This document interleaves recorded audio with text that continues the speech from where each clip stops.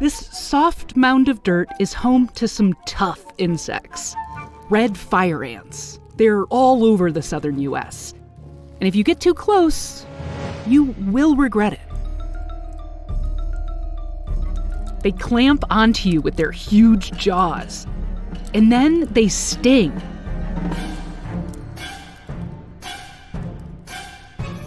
Over and over. Rude.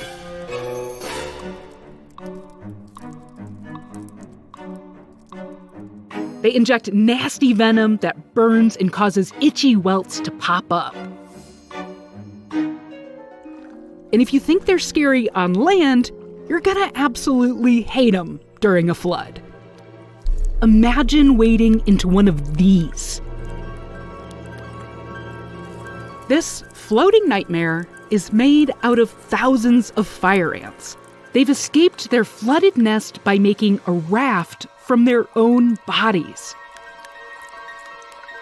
Here's how they pull it off. As floodwater trickles into the tunnels below their mound, fire ants start a rescue mission. They evacuate the colony's babies, these larvae and pupae, to the surface.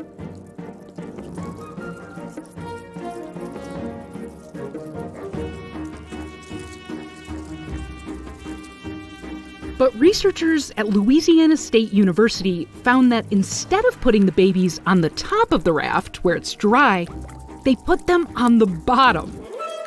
Listen, these ants have their reasons. See the halo of hairs on these larvae? If you look at the raft from below, you'll see how those hairs trap air bubbles and hold the larvae together in clusters. You know, like giant floaties. Those same bubbles help everyone breathe through tiny holes on the sides of their bodies. And hey, don't feel bad for these ants with their heads dunked underwater. They'll get their turn on top of the raft eventually. Workers grab onto each other by the tips of their legs called tarsi.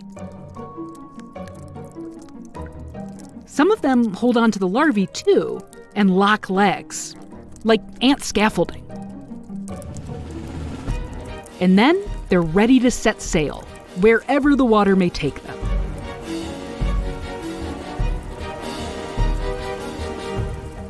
Ants make these rafts really quickly.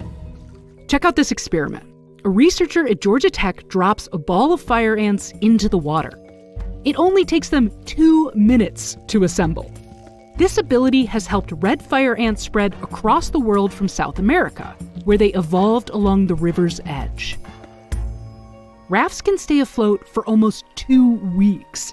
They survive on food they brought in their bellies. With the whole colony to protect, workers are extra defensive. They sting with more venom than usual. Not a good time to run into them. When the water recedes, they'll dig a new nest and live their best fire ant life, eating whatever crosses their path and stocking up for their next getaway.